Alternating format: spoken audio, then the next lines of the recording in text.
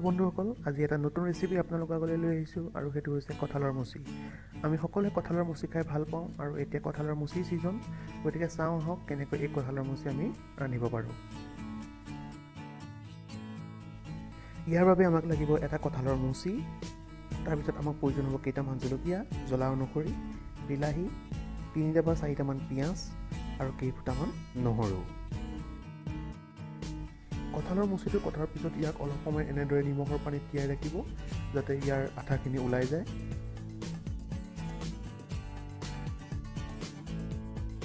তাৰপাছত পিঁয়াজসমূহ এনেদৰে টুকুৰা টুকুৰকৈ কাটি ল'ব। দেখিছে মই সৰু সৰু টুকুৰা কৰি কাটিছোঁ। ইয়াৰ পিছত আপোনালোকে বিলাহীসমূহো এনেদৰে টুকুৰা টুকুৰকৈ কাটি ল'ব।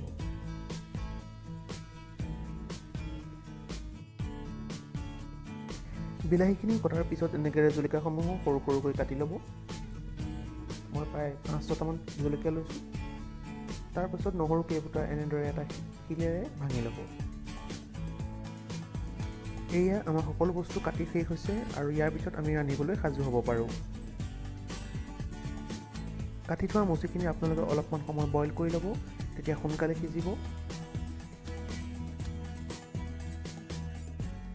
এতিয়া আমি মুচি ৰান্ধিবৰ বাবে সাজু হ'ব পাৰোঁ। প্ৰথমে আমি কেৰাহীত অলপমান তেল দিম। এয়া দেখিছে মই কেৰাহীত তেল দিছোঁ। তেলখিনি অলপমান গৰম হ'লে ইয়াত আমি কাটি থোৱা পিঁয়াজখিনি দিম প্ৰথমে।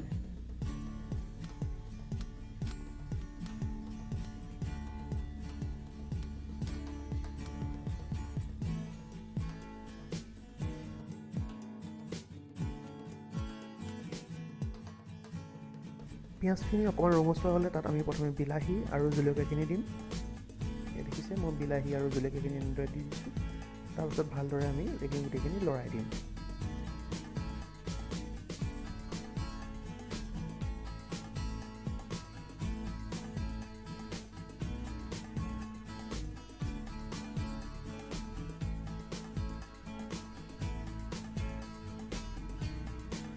ইয়াৰ পিছত আমি কাটি থোৱা নহৰুখিনি ইয়াত দি দিম।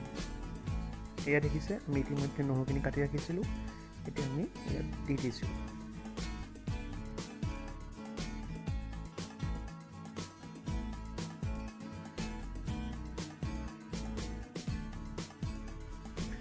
এতিয়া আমি কেৰাহীত আধা চামুচকৈ ৰেড চিলি, গৰম মছলা, জিৰা, ধনিয়া, হালধি আৰু সোৱাদ অনুসৰি নিমখ দিম।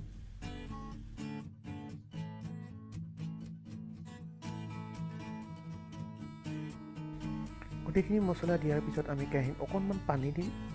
আপোনালোকে পাৰিলে অলপমান গৰম পানী দিব।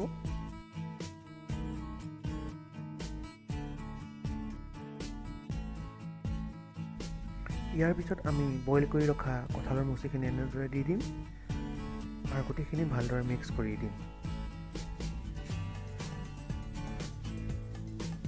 দেখিছে মই সকলোখিনি ভালদৰে কঁঠালৰ মুচিখিনিৰ লগত মিক্স কৰি দিছোঁ। আপোনালোকে জুইটো পাৰিলে কমাই ৰাখিব। ইয়াৰ পিছত আপোনালোকে ইয়াত অকণমান গৰম পানী দিব। আপোনালোকে পৰাপক্ষত ঠাণ্ডা পানী নিদিব, অকণমান গৰম পানী দিব। তেতিয়া চব্জিখিনি আমাৰ ৰান্ধিবলৈ সুবিধা হ'ব আৰু এনেদৰে 15-20 মিনিটমান ৰাখিলেই কঁঠালৰ মুচিখিনি খাবৰ হৈ যাব। এয়া দেখিছে কঁঠালৰ মুচিখিনি আমাৰ খাবৰ হৈ গ'ল। আপোনালোকে পৰাপক্ষত জুইটো কমাই ৰাখিব।